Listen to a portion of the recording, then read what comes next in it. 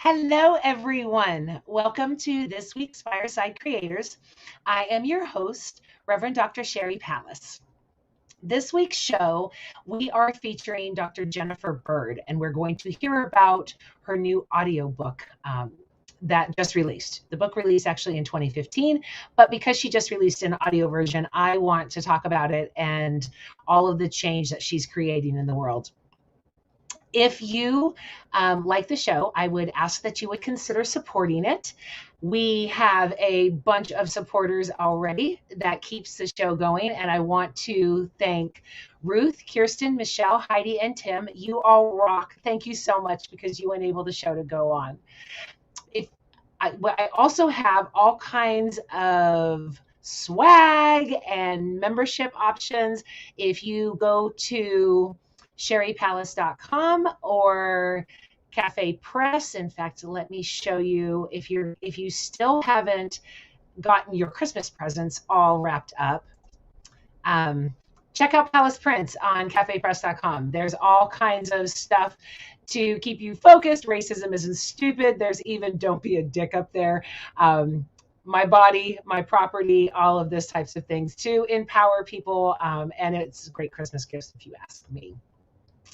I also have $3 membership options on the website, so I would appreciate your support. But you support me for just being here, so thank you for welcoming me into your lives tonight.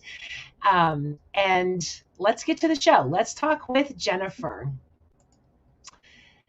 Oops, wrong one.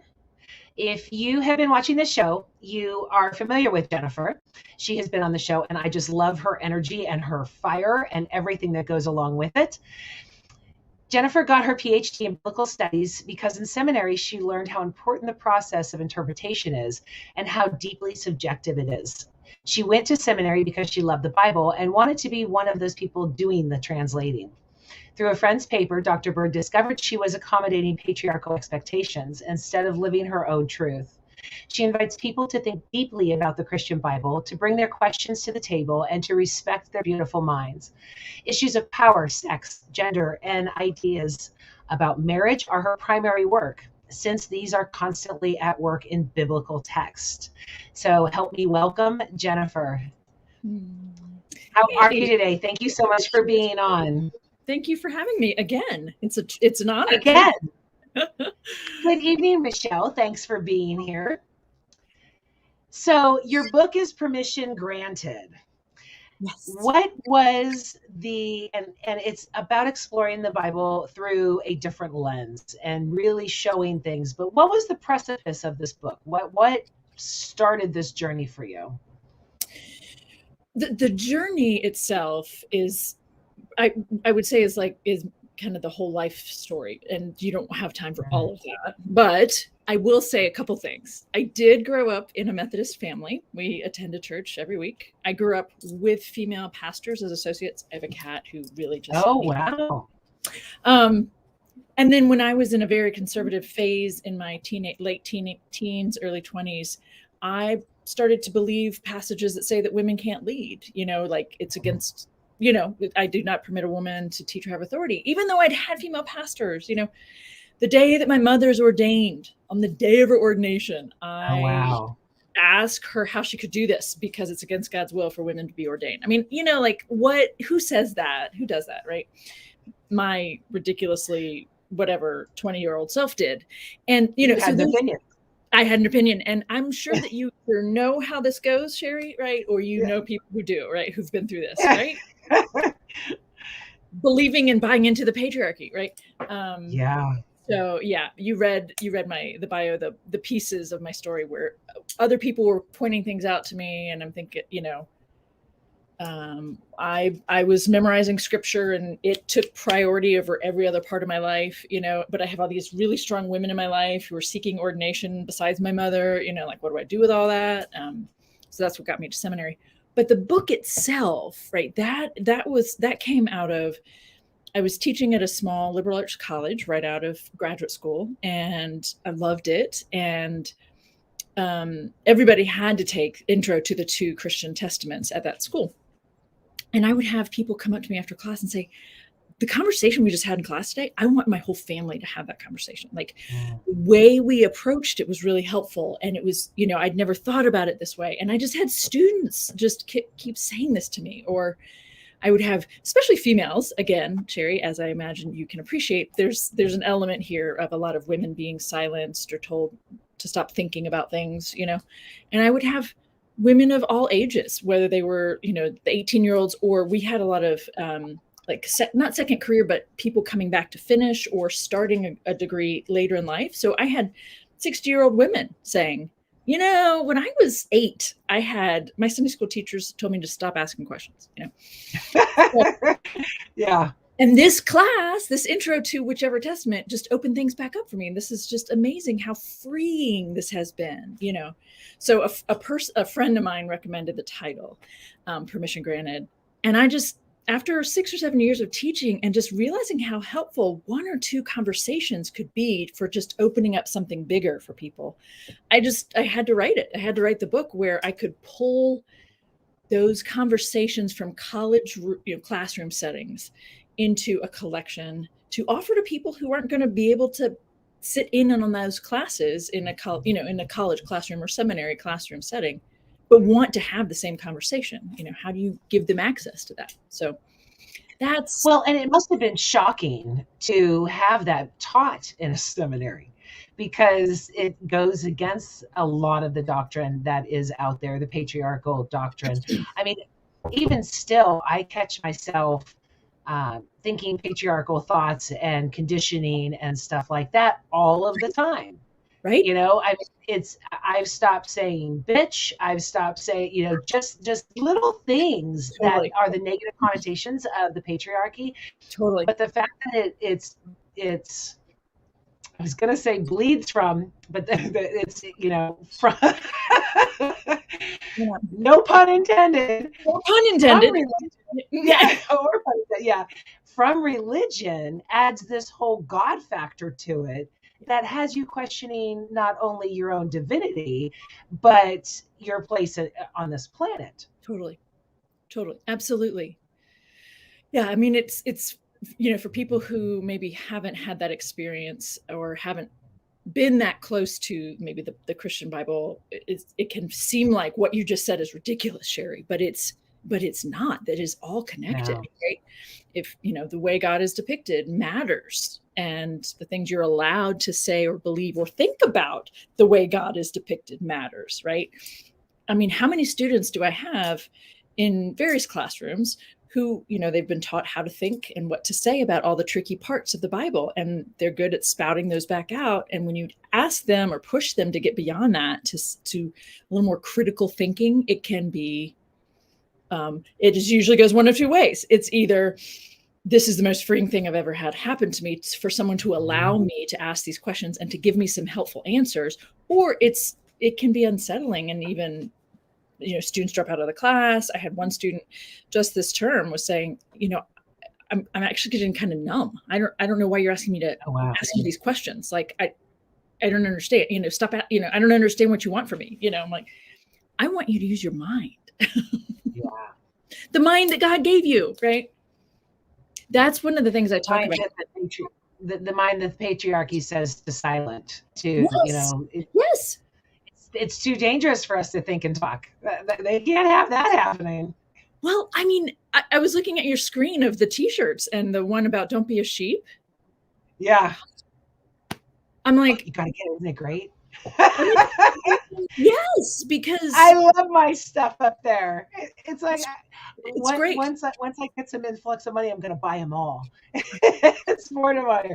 But yeah, I mean, it's true. Don't be a sheep. Don't follow the herd. But Jesus is a shepherd. I mean, I remember asking my mom one time why we're referred to as sheep, and she said because sheep are dumb and they'll follow each other off a cliff. And then I thought, then why are we constantly called sheep? And she's like, because we're dumb. This doesn't make any sense. Don't be a sheep, be a sheep. He's a shepherd. How is this working? And then it's just, quiet your little pretty head. Just sit there in the corner and be quiet. You're Oh not my supposed to ask those gosh. questions anyway, you know? Yeah. So it's those types of things that come on. And when, again, it's Wow. backed by religion, when you have God saying this is the way it is, it adds so much validity to it that you're not allowed to question. So Right. with you writing a book to say, no, no, no, no, it's okay to question. Yeah. And questioning everything is what sent me on my journey. Questioning my scientific beliefs and lack of education brought me back to God. The more I thought about things, the more I believed in some type of higher power. I believe that that higher power is love. But had I not asked those questions and continued to ask those questions, I wouldn't have written my book. And I wouldn't have been, I would probably be one of those diehard, angry atheists going, you're stupid. Why are you believing these types of Right. things? Right. As Yeah. opposed to I just posted today on social media about how religion is always black and white, and the grays in between are totally negated and dismissed, and the grays are where the beauty is. The grays are where we all are, and without asking those questions you don't ever get to see it.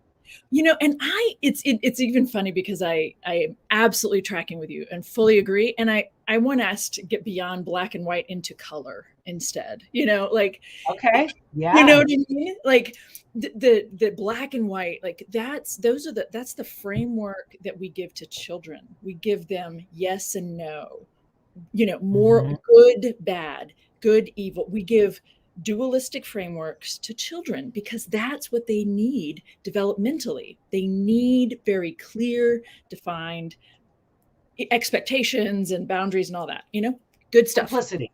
Yes, but developmentally they can't handle the complexity and the nuances. But by the time they get 8 to 10, they can start to do that. And so I'm really wound up. I just realized, let me calm down a little bit. So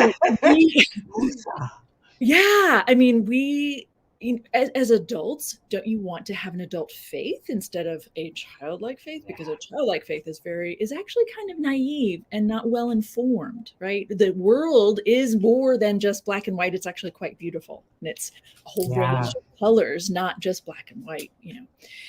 I heard myself saying that, talking about the black and white. I'm like, wait, the world is beautiful. It's not. A little bit of feedback going on there. Right? Hopefully the audience isn't having seen any tech issues. I'm trying, guys. I'm hardwired, so I can only do what I can do. But anyway, it needed to be said twice. The echo was appropriate. Oh, I didn't hear an echo. So is there it was a little bit of one, yeah. Oh, funny. It's a beautiful world. Okay. Yeah. But I did want to say, go ahead. Go ahead. Well, I just wanted to say, one of the things that I talk about in the intro is the process that I went through. You mentioned this. You mentioned this earlier, that it can be really unsettling when you do hear these ideas in seminary, and it was for me. It's I don't know if it was like this for you, Sherry, but for me, and we kind of joked about it, that seminary for us was 3 years, and the first year they're throwing all this new and like this stuff at you that just feels like it feels like it's pulling your faith apart. It's not actually, but it feels like it. Second year, you're just kind of muddling around and collecting these new ideas. And third year, you rebuild. Well, I lived that to a T, but yes, it was really scary that first year or two. And I remember I had to choose to believe that if God gave us our minds, then it must be okay to use them, even in something as important as faith, as compared to just, you don't overthink it. You're going to think yourself out of your faith. I had people saying that to me before I went to seminary. No, it has to be okay because God gave us this mind. So if I don't get to use it here, then I'm out, Yeah. And if the Bible and God can't handle your questions, then I'm not sure they deserve your devotion. Bingo. That's one of the things that, and I'm speaking in generalities again, not all religions, not all faiths, not all churches, all of that. There is not all in anything. but such a small God religion conceives. He needs us to kill people. He needs us to do his dirty work, and don't dare use, anything of our bodies or anything of our minds that God gave us, because he's small and might get his feelings hurt and all of those things. But when you start questioning, the enormity of God expands, and that's when you really start to see that I'm worshiping something small. I'm worshiping something that's human-like, and that is diminishing all of the goodness of God. And you don't get there by blind faith. You don't get there by ears closed, eyes covered, all of that, because then you're just seeing fear. You're just seeing judgment. And then you don't see the love, the beauty, again, all of the colors in between. Yeah. Yeah. I mean, it's a really, for me, it was freeing. And I remember when I did a women's retreat, I was looking at this room of, 80 women or something. And we talked about the, I guess we talked about the flood story maybe. And the opening scenes of how the God is just angry that we are who God created us to be, which is funny, right? Yeah. This is going to wipe everything out, start over. Yeah.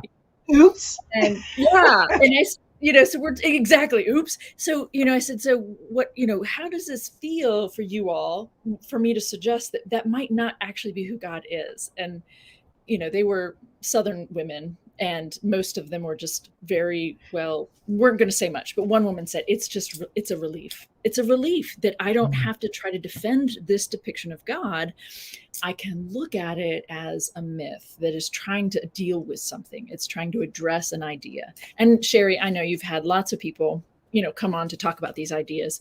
Even last week, you had someone on, I think, talking about the inerrancy of Scripture. So I know this isn't new for you, for sure, and certainly, and not for the people who are listening. But, taking genre into account, we can actually freeze us up to, how we're gonna engage and make sense of what's going on, instead of trying to protect it, right? Trying to make it all okay with this kind of literalistic way of engaging it. That God said to go kill everybody, so I've got to find a way to be okay with God telling people to, no. Let's take a deep breath. Well, I mean, and the flood story was an important part of my journey, because I no longer saw it as God saved Noah. I saw it as women holding their babies, beating on the side of the ark, begging for their lives. Take my child. Oh, wow. I saw that side of it. That made God a mass murderer. And again, it was, because Christianity tends to focus on the miracle of the ark, as opposed to the mass destruction of the story and the humanity that is completely lacking in it. From a mother's perspective, from a woman's perspective, I mean, there would have been claw marks on the outside of the ark. And if I would have done that, I would have, think that so many of those people, if the flood happened, all of that, I mean, there's a chance it did happen because it's throughout history in different other theories, but not like the ark, and this, and those types of things. Right. So, but I mean, the mass slaughter of all of these people, and, and then, Ken Ham builds an amusement park to it. And I'm like, how does this even work? Totally. The denial, right? The denial. Yeah, without asking these questions, it makes your faith so small. It does. And I want to tell you, a friend of mine about 15 years ago took the kernel of the mythic part of the flood, right? Because lots of people in the Mesopotamian region and in the Nile Delta, experienced these floods that were devastating, right? So there's a kernel of historical truth, and maybe even beyond that. But there's, so she took that issue, and she wrote a different story, and it was titled Aaliyah's Boat, and it was from a feminist, how a female child saves the whole, saves the whole village as compared to just her family. And it's a beautiful rendition revision, if you will, right? Reframing, whatever you want to call it, of that story. And it just gives me goosebumps even just talking about it, because it's beautiful and it would make a great children's book. And I'm sad she never did. But anyway, so I hear you, right? There's more than one way to deal with the kernel, the historic, the mythic part. There's more than one way to tell us this story. It doesn't have to be that God is angry and God is okay slaughtering the entire planet, right? I mean, I like to joke, that's a God that's really lacking in problem-solving skills. If his only way of dealing with it, right, is to start over every time. Like, what? Yeah. Again, he goes lots of oops all the time. Yes. It's like, okay, for someone, something to create such magnificence across the universe, and then to be so egotistical that it's all wrapped around us and we are the constant failures, and God's just going to kill us all the time, and babies here and children there, and it's like, when all else fails, let's just kill them. Oops. There's more where they came from, Yeah. Yeah, exactly. It's that is not an inerrant God. Right. Or loving, and oh gosh. Yeah. I feel like we're touching on all these this. Topics, right? That God's love is, anyway. It justifies abuse in a lot of people's Yes, thank you. Yeah, I'm like, oh my gosh, how many times have people justified abuse? Yeah, and then that over into relationships, as we both know. Oh, completely. I mean, that was the foundation of my marriage. It was, I am the husband, you are to do everything I want, and if you don't, then there's literally going to be all hell to pay. That he was married 3 times, and he kept thinking that this next time he would be in charge. This next time would be the right thing. And, it's just because God said so. So, it has to be true. It has to work. Yeah. It's not only damaging to women, it's so damaging to men. And we've talked about that on shows before too.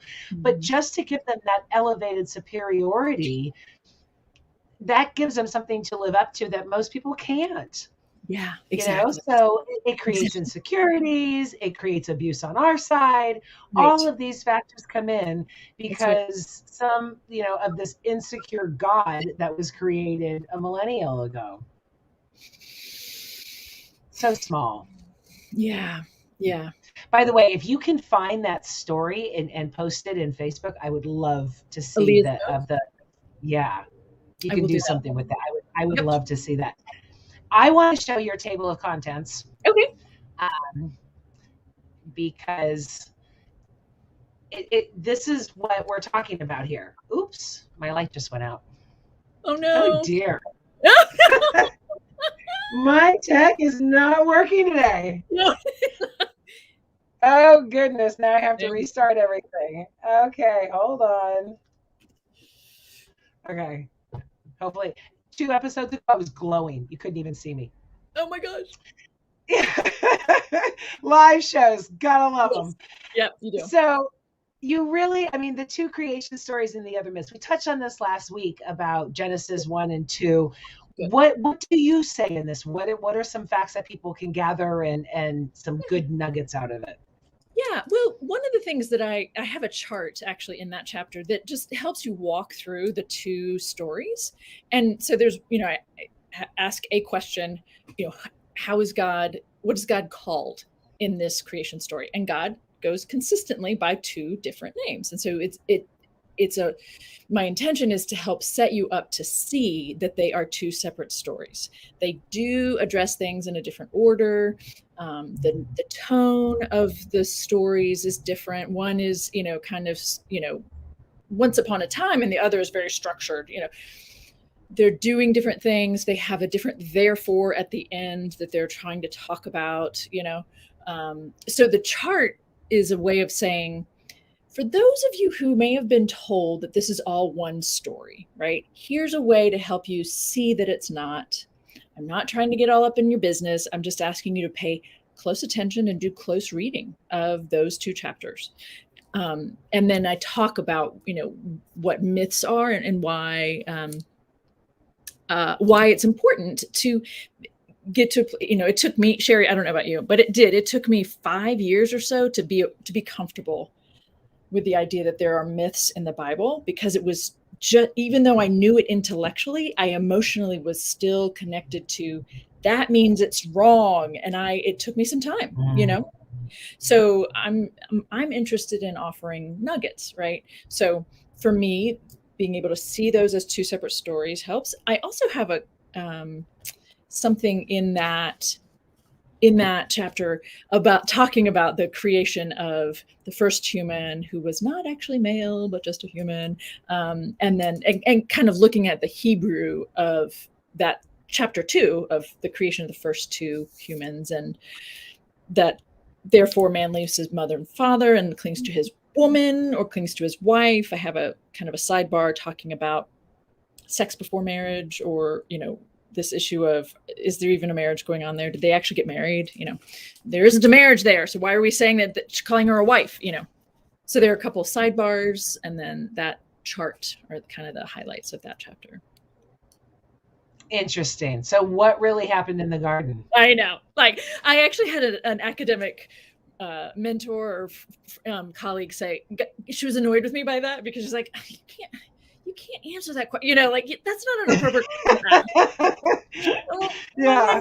No, we all want to know what happened in the garden, right? So yeah, again, it's more like I'm trying to raise an awareness of, the fact that the snake isn't all that, we've been taught to read Satan onto the snake, right? So there's a sidebar about Satan totally. chapter, right? There's I talk the reader through a different way of reading it. You don't have to agree with me, but there's a way of reading this chapter that it's actually a step up for humankind, not a fall, for instance. And I got that from a rabbi. Yeah, isn't that nice? Yeah, I do like that. Yeah, I do too. And there's no sin mentioned. This isn't, also it's important to me for people to consider that this is a descriptive story. It's a myth, or an etiology story. It's trying to talk about why these things are, as compared to it being prescriptive, which is a way of saying, this is what God wanted to happen to us. God wanted women to have pain in childbirth. God wanted women to be subservient to men. God wanted it to be hard for us to find food. No, that's actually a really cruel God. But when people read it literally, they're saying, this is what really happened, and God is really like this. And I'm saying, actually, let's not do that to ourselves and to God, and to our relationships with each other. And let's look at what it's trying to deal with, instead of saying, this is what God, the issue of being curious, right? And the issue of the way the whole story is set up. I'm giving people a chance to reconsider the way God is depicted in this whole thing, and the way then humans are then set up to relate to this God, and to give you some space to think about that critically, without throwing the whole story out, right? Well, and the story basically says curiosity killed all of humanity. That is the way people read it, and it doesn't read that way, right? Yeah. When I must have been 8 or 9 in church, and the pastor said, "Husbands, where would we be without our wives?" And a man in the congregation goes, "In the Garden of Eden." Everybody erupted in laughter, and it was true, And yet it's really painful that is, everybody's on board with that, Yeah. I had two Jewish students in my intro to religions, world religions course this semester, and they're like, I just don't get why Christians are so hung up on sin, and why they are so hung up on this thing about sex, and the issue of it being pure or not, and having what relationship you're in before you have it, and all this stuff. And I just looked at her, I looked at them and I thought, I know, it's because of the way Christians are taught to read chapters 2 and 3 of Genesis, and the sinfulness and all these pieces that are read onto it much later. So there's also a segment at the end of chapter 3 that's talking about some of what the early church fathers did to Paul, and some of the early church fathers did to this story, and what we've inherited there. And it's, it's meant to really stir up your thinking about what you've been Well, told. it perpetuates their control too. Without those things on it, then they don't have much to control. It's a past tense story. You have to be able to perpetuate this and apply it to, the common day. And that inflicts the control with the sex and the sin and stuff like that. If you're not worried about that, then what are you going to control? What's the ego going to take control of? Oh, those damn women, those damn gays, all of that, they've got to have that in a fear-mongering God, in a rigidity of scripture world. Everything else falls apart without that. So it's like they're clinging on to these beliefs because without it, they lose their identity. That's for sure. Yeah. Yeah. And it's more insecurity. Tragic. It doesn't have to be that way, right? Yeah. No. And their social lives, their religious, they're all intertwined, and losing that connection, losing that community is a big deal, right? You don't want to lose it. Hi, Anna. How are you, beautiful? So, and I think we covered the violence. I mean, the language everyone understands. That's what we were just saying. Mm-hmm. It is that fear. It is that. Do you have any tidbits? But I want to stop right here. I forgot to say something. Okay. Audience, right now, because Jennifer just did the Audible version of this book, it is for free on Amazon Kindle.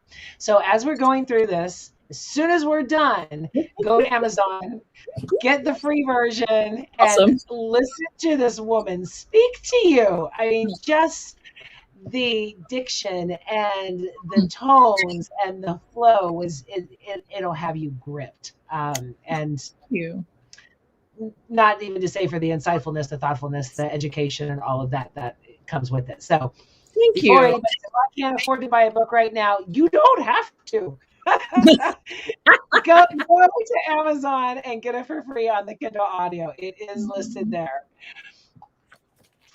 Okay, so really kind words. Thank you. Yeah, you're welcome. It's not flattery. It is justified. Oh, Anna got it. Anna got the Audible. Very good. Awesome.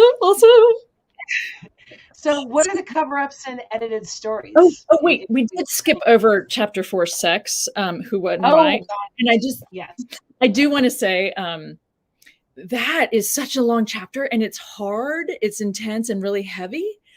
And actually, I'm essentially taking that content and doing an entire book on to flesh out the sex, who, what, and why. But I think in general, the aim of that chapter is to get people thinking a little bit more critically about, I'm okay if you want the Bible to inform your world today and your choices.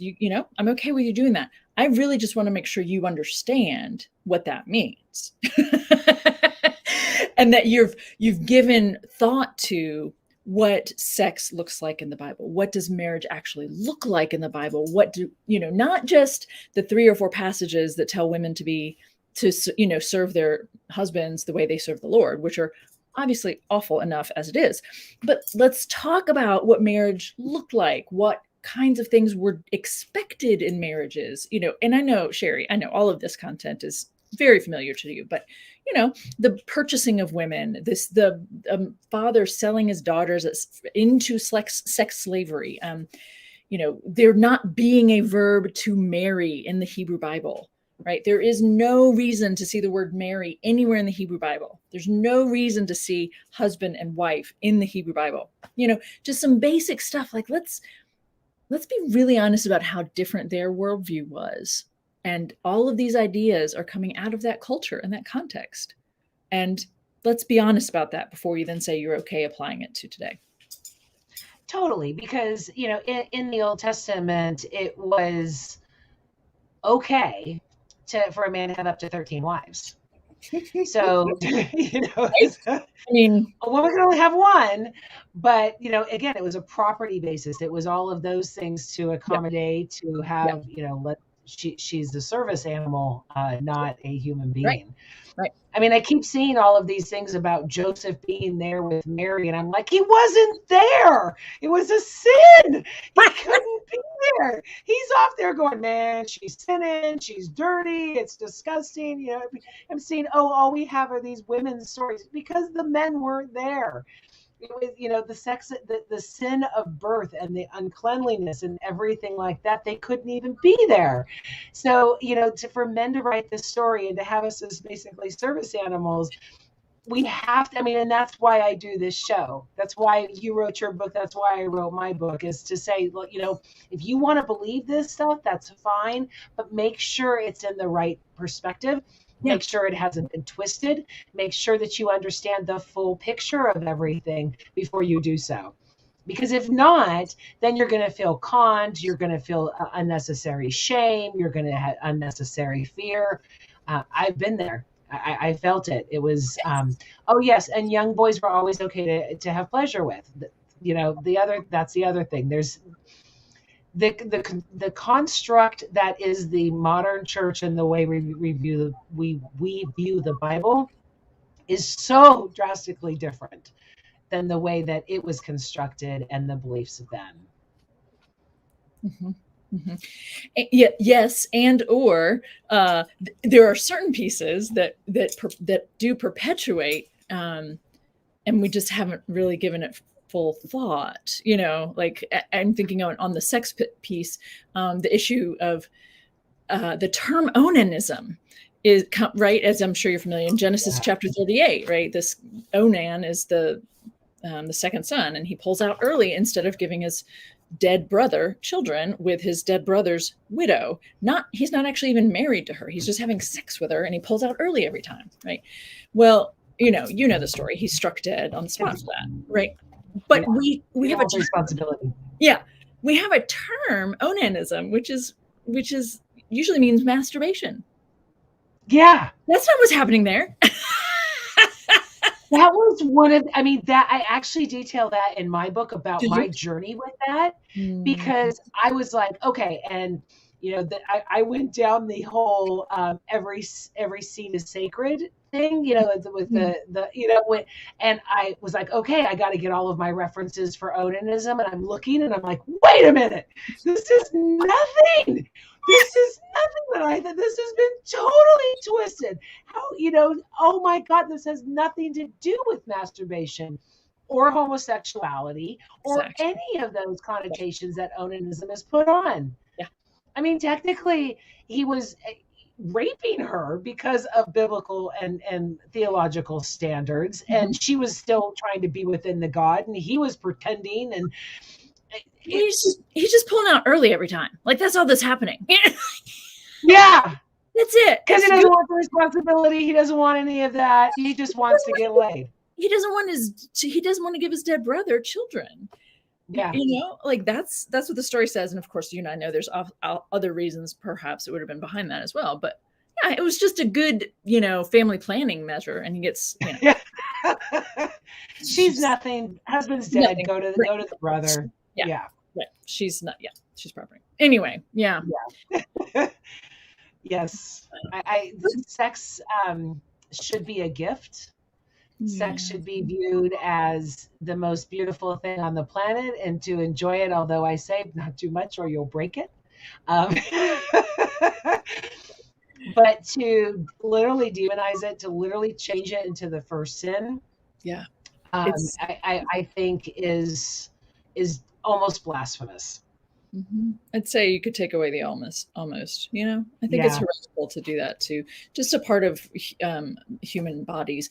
Not all, obviously. Some bodies are not interested in that, but yeah, it's a natural part. It's a natural part. And I do, I'm kind of going to refer back to my earlier comment. I love the fact that these two Jewish girls are like, why are Christians so hung up on this stuff? It's their story and they don't read it that way, and it's like, we've been given this story and we've been taught to read it in ways that just have this really harmful effect on us. Well, same goes with hell though, too. Totally. Yeah. We've done that with hell. We have, Give us a Okay, chance. so cover-ups and edited Cover-ups. stories. Okay, so I have a nice section on, well, the first one is looking at the story of Exodus and at what cost, right? So kind of like you were saying before about the flood story, that people tend to focus on, you know, the miracle or the whatever, the Jesus or the God part or the whatever, you know, God doing something, and forget about all the others. And so the Exodus story, you know, talk about that, the part that we're told not to look at, you know, don't pay attention to the fact that all these Egyptians have suffered. And there's a good long section on David, you know, David and Goliath. And there's actually 3 different depictions of someone killing Goliath, and David is only one. He's only the person killing him in one of the 3 instances.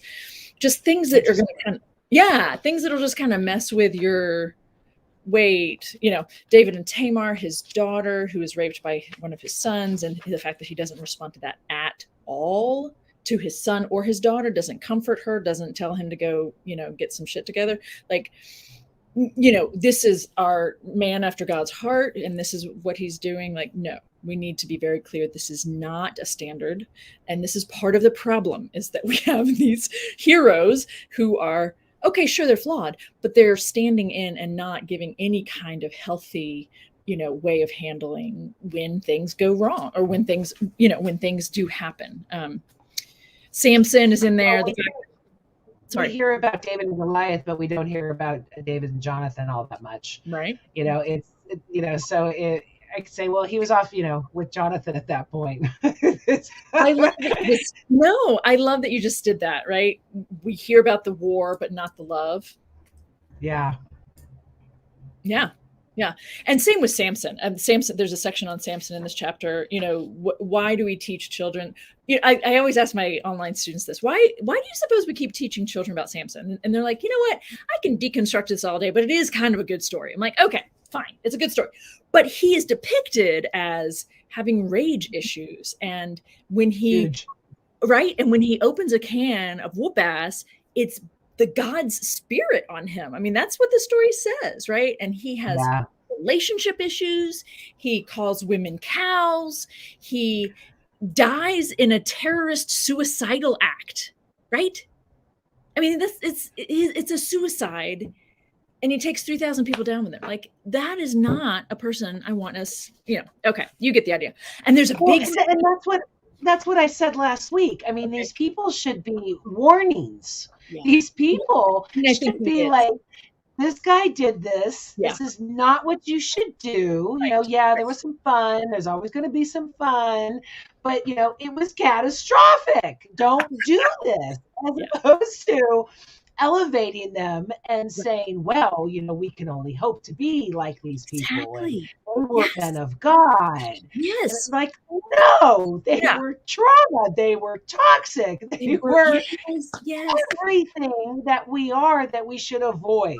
Yes. And, you know, when we teach children, this story teaches us that if God gives you a gift, you need to use it for God's glory. I'm like, what? You know, like, is that really, where's that in the same story? That's I think it's important. Trauma, right? This is toxic. This is okay. Yeah. So there's all that.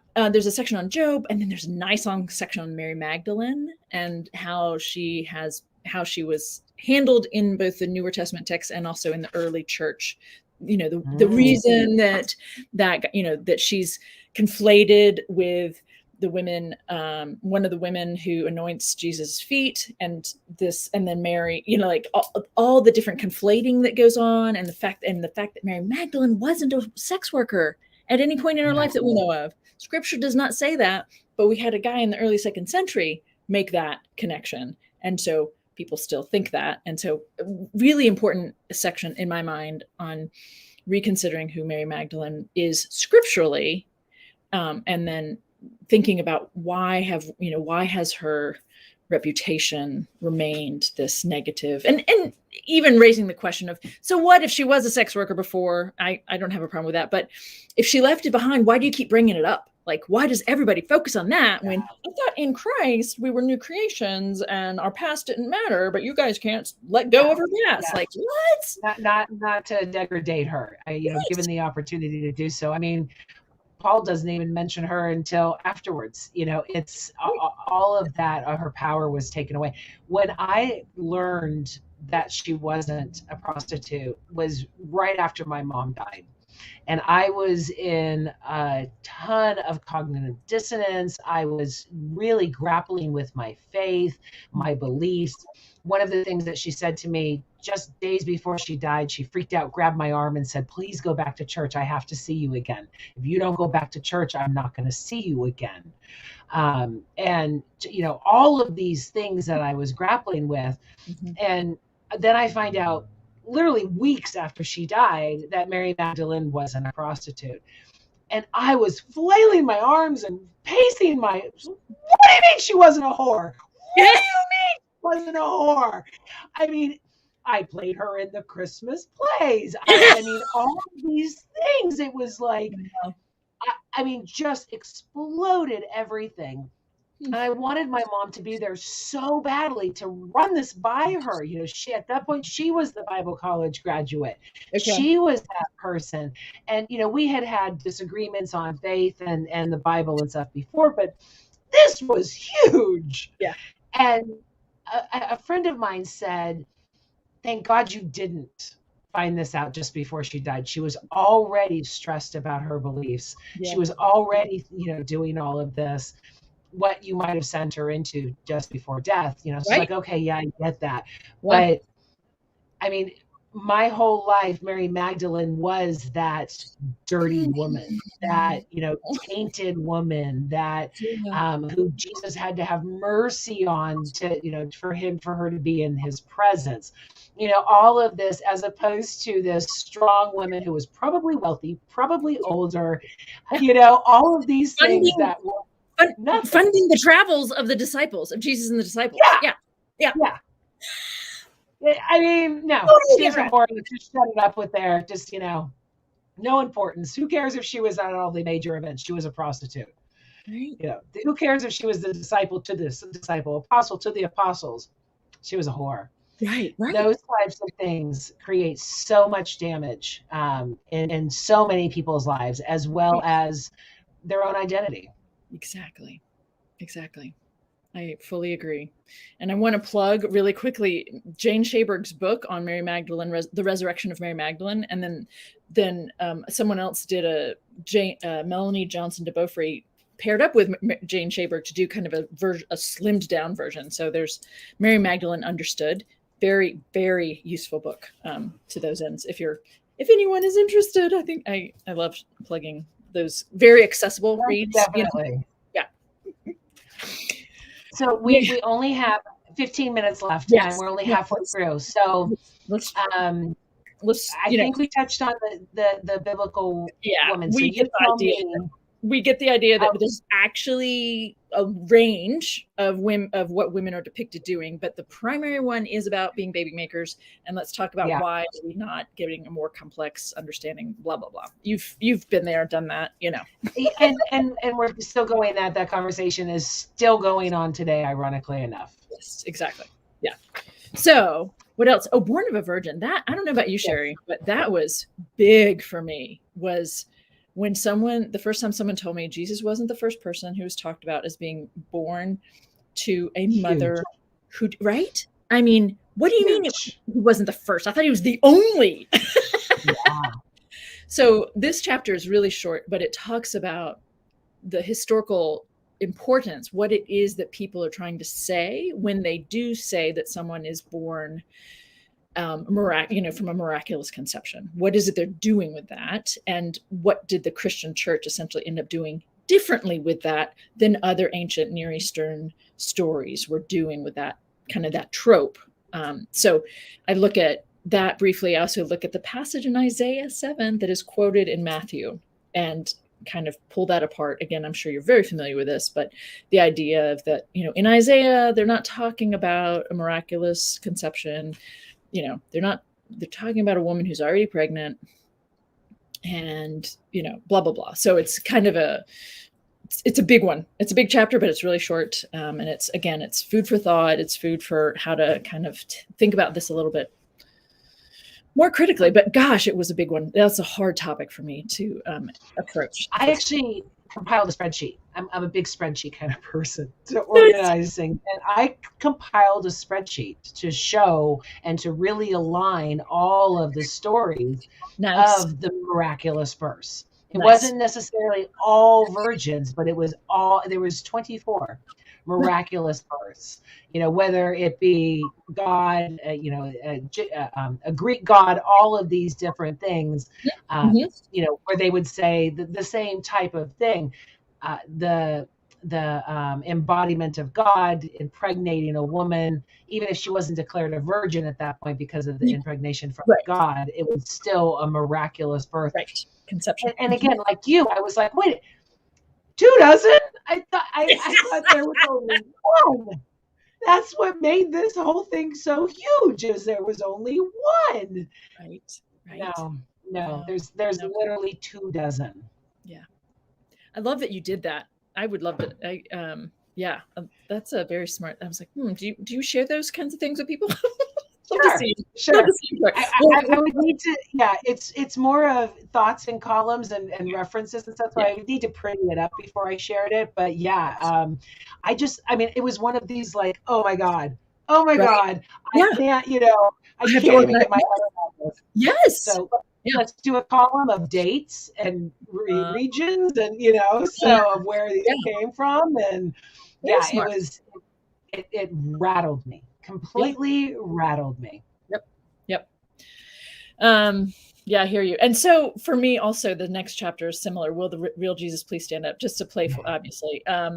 But again, I was taught to, if there's a line in Matthew and it's similar in Mark, then we can read those two passages together, and they're saying the same thing, and it's all just slight versions on the same story, is what I thought, and I was asked students about that, and like, it's just, it's like 4 people witnessing a car crash. It's slightly different. I'm like, no, it's a bit more different than that, and that is.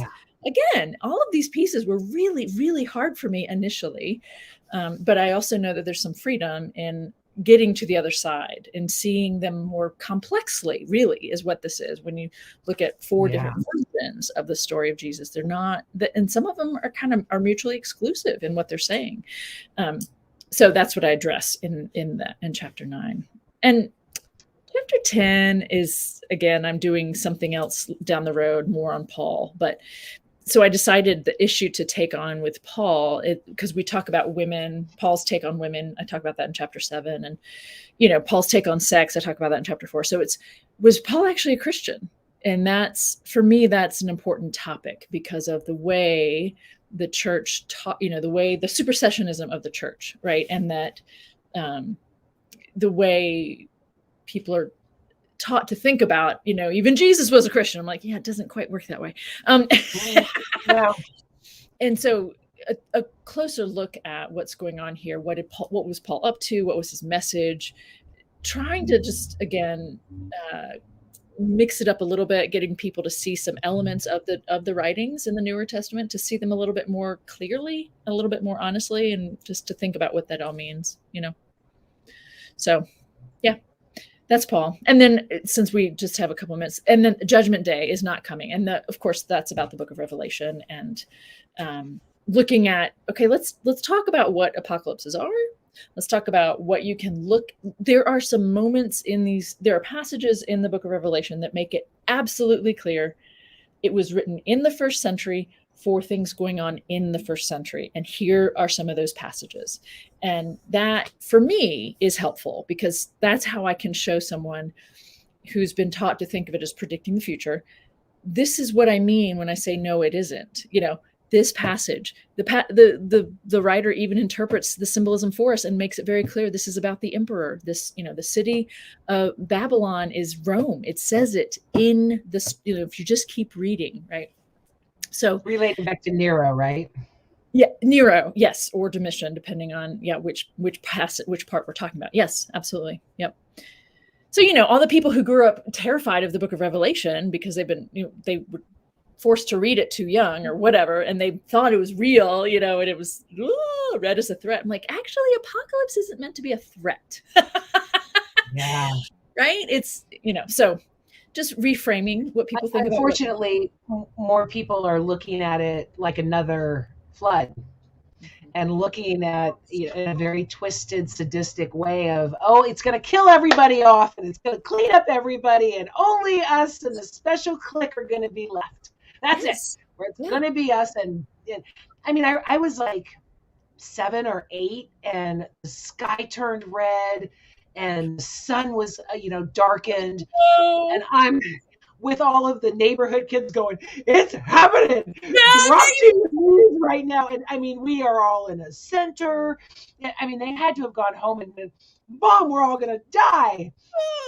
And then, related back to me somehow, or, but I mean, it was terrifying. It was absolutely terrifying. And then to find out again, it's the most hotly contested book of the Bible that most people think it shouldn't even have been included because it could have been, I think Martin Luther said it was the rantings of a maniac.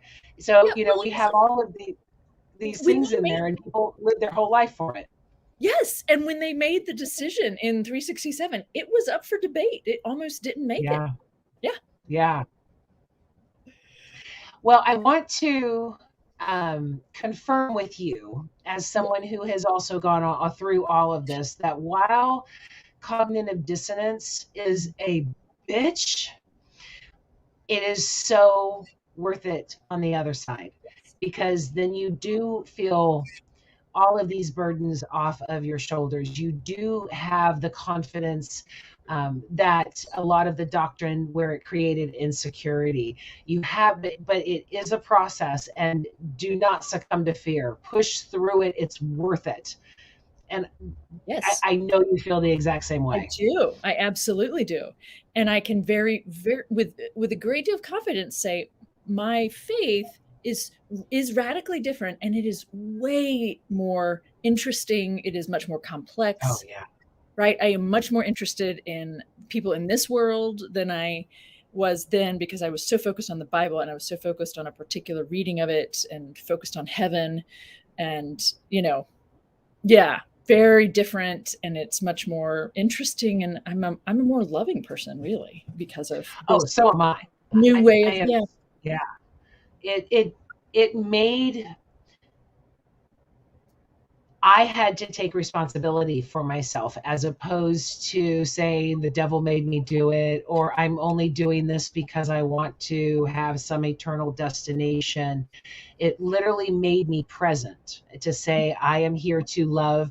We are to do God's work here, but that work is love, not murder, not judgment, none of those things. Because murder, judgment, segregation, exclusivity, those are all super easy. The love is the really, really hard work, and it's worth it. It's the only thing that's worth it. It is. Yeah. Yeah. And so I've heard from a lot of people who've said, this is accessible. This really helped me. I have a friend who she was a Methodist minister, and her husband grew up in a Baptist tradition. And she said when he first got a copy of it, he read it through 5 times because, wow. Yeah, it just helped him that much to reframe it. And he just wanted to kind of let it sink in and, wrap his head around this new way of thinking. Like it is. And, I've had people like, sweet women, this sweet little woman I met a few years ago, a year or so after it came out. And she walked up to, she's 67 something, and she kind of burst into tears. And she's like, I took so many notes. You freed me up from so much, this just, I mean, Sherry, like it doesn't get any better than that, does it? When you know that you've helped someone reframe something so central for themselves, right? But in a freeing and loving way. So I'm proud of it. Well, and that's exactly why it was perfect to do a show on, and perfect to have you back, and why I wanted to talk about it again. Because it really is. I mean, go get it. It's free, people. I want to see comments in the Facebook group about how much you loved it. I want to see tagging Jennifer in it and asking her questions or giving her accolades, or just, agreeing with me that she absolutely rocks. But it will bring in a lot of thought and may rock your world a little bit, but that's a good thing. You need to deconstruct those beliefs that are harmful. Yeah. Okay, we are right at the top of the hour. Any final thoughts? Any last words? And where can people find you? Yeah, I try to have everything that's scattered in various parts of the interwebs, right? Linked at my website, which is my full name, jennifergracebird.com. So you can see, I've done some series, some classes, some series. I have a video series that helps people of faith work through the passages related to marriage. All of that you can find on my website. So thanks. Fantastic. And the book is called Permission Granted. Take the Bible into your own hands is the subtitle. Yes. There you go. It's perfect. Yeah. Thank you, Shirley. Thank you so much for spending the hour with me. And I will see you backstage in just a little bit. Okay. Thank you. Thanks again. Oh, I just love her energy and her wisdom and her practicality. And I'm sure you're going to love all of that in her book. So go get it. Seriously, go get it. Get it for a Christmas present. Get it for a bunch of Christmas presents. It's definitely something that will create positive change in this world. So have a Merry Christmas. I will see you guys after Christmas. Next Tuesday's show is The Human Library, and Turnabout is fair play. So I am checking out Anna. Anna Garcia Lucas will be my guest next week for The Human Library, and we are going to go through her story and see what makes her so absolutely fascinating and the phenomenal woman that she is. I want to thank you guys for being here. Be sure to hit that like and subscribe and all of that good stuff. Have a Merry Christmas, and I will see you next week. Be sure to walk in love, everyone.